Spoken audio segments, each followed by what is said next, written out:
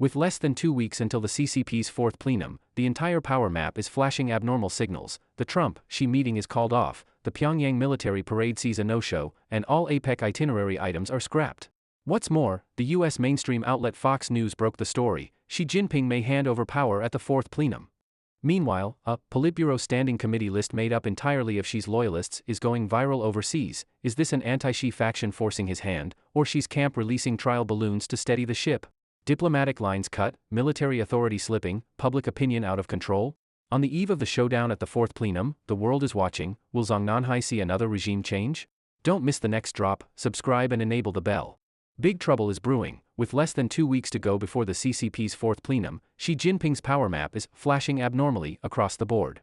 The Trump-Xi meeting was abruptly called off, he was absent from the Pyongyang parade, the Korea APEC itinerary was removed at the last minute, one cancelled diplomatic engagement after another has led observers to wonder, is Xi Jinping now unable to leave the country? What's even more explosive is that Fox News, a U.S. mainstream TV network, ran a headline straight out: Xi Jinping may hand over power at the CCP's Fourth Plenum. Indeed, this is the first time a U.S. mainstream TV channel has used the words "hand over power" to describe the sitting top leader of the CCP. Guest Gordon Chang went further, alleging Xi may be under soft detention or already subject to exit restrictions. If he goes abroad, he may not be able to return. That line set the entire internet ablaze overnight. What's even stranger is that two winds are blowing inside the CCP at the same time. On one side are rumors that Xi is under partial control and losing grip on the military. On the other, a standing committee list filled entirely with Xi loyalists is spreading like wildfire overseas. Who is releasing these signals? Is the anti-Xi faction moving first to force his hand, or is Xi's camp proactively creating an illusion to stabilize the situation and counter? On the eve of the showdown before the Fourth Plenum, this covert power struggle has already leapt from Zhang Nanhai onto the global stage. Fox News: Xi Jinping may hand over power at the Fourth Plenum. Right now, Beijing's political scene is roiling as the CCP's Fourth Plenum approaches. Signals from home and abroad are exploding in quick succession.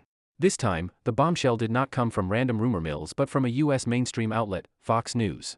On October 7, Fox News ran a rare program with the theme Xi Jinping may hand over power at the Fourth Plenum, inviting Gordon Chang, Cornell Law Ph.D. and longtime China watcher, for analysis. On the program, Chang revealed that the information came from the U.S. ambassador to China. President Trump had originally planned to meet the CCP leader Xi Jinping at the APEC summit to be held in South Korea at the end of October this year, but the Trump-Xi meeting has now been cancelled and may be postponed until next year at the earliest. This detail is intriguing. Just 4 days after Trump announced he would attend the APEC summit, U.S. Ambassador to China David Perdue publicly stated, the meeting between Trump and Xi may be postponed until next year. Chang believes this is not a minor tweak to a diplomatic schedule but an overflow signal from Beijing's internal power storm. Xi Jinping may already have lost the freedom to travel abroad, perhaps even under soft detention, or fears that once he leaves the country, he won't be able to return to China. This is also the first time that a U.S. mainstream media outlet has used such direct language as "hand over power" to discuss Xi Jinping. Chang even pointed out that the possibility truly exists that Xi will lose both the posts of CCP General Secretary and Chairman of the Central Military Commission at the Fourth Plenum. Diplomatic itinerary cancelled in a chain, the partial control theory spreads on its own. In addition to the cancelled Trump-Xi meeting, another explosive signal comes from diplomatic moves. By protocol, since Kim Jong-un attended the September 3 military parade in Beijing marking the 80th anniversary of the War of Resistance victory, Xi Jinping ought to have reciprocated by traveling to Pyongyang on October 10 to attend the DPRK Workers' Party's 80th anniversary military parade. However, this trip was suddenly covered by Premier Li Qiang acting in his stead. Xi himself was absent, and officials gave no clear explanation. Two interpretations immediately emerged. One, Xi Jinping has a health issue. The other, more sensitive, is that he has been restricted from leaving the country. Stranger still, China had reportedly planned a side trip to South Korea during the APEC summit and had even reserved the entire Shilla Hotel in Seoul. But on September 27, all these reservations were abruptly cancelled. South Korean media noticed this change and bluntly stated that the foreign itinerary of China's top leadership has undergone unusual adjustments. Some independent commentators argue this could be the anti-Xi faction within the CCP preemptively imposing partial travel controls on Xi. On one hand, they want to prevent him from seeking international backing abroad and delaying power transfer at the Fourth Plenum. On the other, they want to avoid a Lin Biao scenario, i.e., that he might take the opportunity to flee while his grip on power at home is unstable. Now, from North Korea to APEC, Xi Jinping's external engagements have all been halted, something not seen in his decade in power. Zhang Youxia seizes military authority, party elders steady the front. Is the anti-Xi faction on top? While diplomacy stalls, changes in the military and party are even more eye-catching. Reports suggest that relations between powerful military figure and CMC Vice Chairman Zhang Youxia and Xi Jinping have become irreconcilable, and that Zhang, together with Joint Staff Department Chief Liu Zhenli, has effectively taken over security for Beijing and Zhongnanhai. The PLA's 82nd Group Army has gone on high alert, and there are even orders authorizing Zhang Youxia to exercise the CMC's executive authority. This central fist unit is said to no longer take orders from Xi Jinping. Independent commentator Kai Shenkuan says he received leaks from inside China claiming that all party documents transmitted top-down must now bear the signature of Elder Wen Jiabao to take effect. Within the CCP system, this virtually announces that Xi Jinping's central command has malfunctioned. In sum, the cancellation of foreign trips, postponement of the Trump-Xi meeting, slipping control over the military, and party elders stepping in, these pieces fit together like a puzzle, depicting Xi Jinping's current predicament of potentially being under partial control. With less than 2 weeks until the Fourth Plenum, both domestic and foreign observers are watching to see whether she will retire due to illness, be forced to hand over power, or stage a breathtaking comeback in the power game. A Xi loyalists standing committee list goes viral. Just as the cancellation of the Trump-Xi meeting and the partial control rumors about Xi spread like wildfire, an overseas firestorm was ignited by a purported Fourth Plenum Politburo standing committee list. Triggering this round of public debate were three figures with considerable influence in the Chinese-language political rumor mill: Wu Zuolai, Lao Deng, and Chen Pokong. Almost simultaneously, they received the same leak, a new 9-member standing committee list, and almost all of them were Xi loyalists. If this list were genuine, it would mean Xi's camp not only isn't under partial control, but has already floated an overseas personnel trial balloon favorable to itself, striking back against the elders faction, the Tuanpai faction, and U.S. media narratives that Xi's power is in jeopardy. Today, the overseas cultural scholar Wu Zuolai, commentator Lao Deng, and Chen Pokong all received a leaked list of supposed new CCP Politburo standing committee members for the Fourth Plenum. The contents are as follows. Xi Jinping, to serve as chairman of the CPC Central Military Commission and president of the state. Ding Xuexiang, to serve as CCP General Secretary and vice chairman of the CMC. Chen Jining, to serve as premier of the State Council. Li Chang, to serve as chairman of the NPC Standing Committee. Kai Chi, to serve as chairman of the CPPCC. Yin Li, to serve as first secretary of the CCP Secretariat, president of the Central Party School, and director of the General Office. Zhang Guoqin, to serve as secretary of the Central Commission for Discipline Inspection. Zhang Youxia, to serve as first vice chairman of the CMC, entering the standing committee. Yuan Jiajun, to serve as executive vice premier. Two aspects of this list draw special attention. First, expanding the Politburo Standing Committee from 7 to 9 members, unusual in itself. Second, apart from Zhang Youxia, who represents the anti-Xi military force, the rest are virtually all Xi loyalists.